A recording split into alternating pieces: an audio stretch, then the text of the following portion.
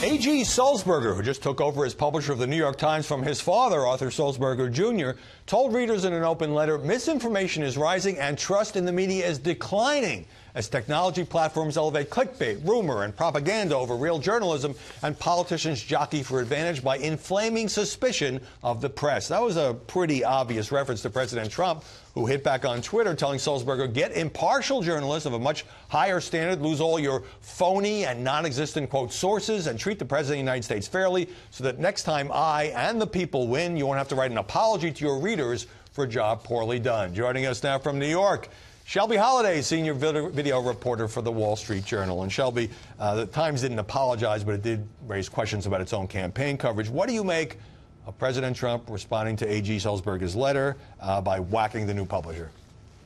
Well, the president is obviously greatly concerned with how he's covered, and he talks a lot about the New York Times, which is his hometown paper. Sure he doesn't think they cover him fairly. You know, this is not news to you. I know you read President Trump's tweets. But what the president does in tweeting these things is actually drive more people to subscribe to the New York Times. So he does create a bit of a challenge when he's slamming books for being fake or slamming publications for being fake. They get a Trump bump. And the new publisher of the New York Times admitted that they got hundreds of thousands of new readers after the Trump election. So the president is free to say whatever he wants to say. We have the First Amendment. He can slam the Times whenever he wants. But he does give them more readers, and their coverage is more greatly read when he does it. Right. He is highly interested in that particular newspaper. So even as he criticizes the, quote, failing New York Times, which, as you say, is surging, at least in digital subscriptions, why does he keep giving interviews, most recently to investigative reporter Michael Schmidt at Mar-a-Lago over the Christmas break? Right. He gave that exclusive, very informal interview that the White House press office didn't even know about to this one New York Times reporter. He did tell the reporter that he thought that particular reporter had treated him fairly.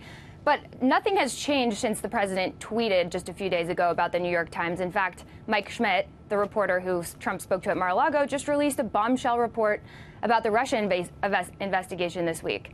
So the president, you know, while he does tell individual reporters they treat him fairly, and just the other day, actually, in criticizing the coverage of this new book, he's quoting New York Times reporters. So he tends to use them as credible sources when it benefits him and bash them when it doesn't benefit him. This business about made-up sources, phony sources, it's not just in this one tweet. He's done it with the Washington Post as well and other news organizations.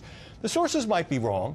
The papers and other news organizations make mistakes, but they're not fabricated in the sense that, you know, except in the case of extreme fraud like Jason Blair, I mean, somebody is telling these reporters things about what's going on in the White House and the administration, right? Right, and that obviously bothers the president, and he tends to, when this happens, criticize the sources but then lash out at leakers, which in a way sometimes confirms that the information's true when he gets so upset with the leakers. I think another challenge here for the president is that when he does criticize reports or books for being fake, that drives the news cycle. So here we are talking about Fire and Fury and the New York Times instead of Trump's tax reform or his legislative agenda for 2018.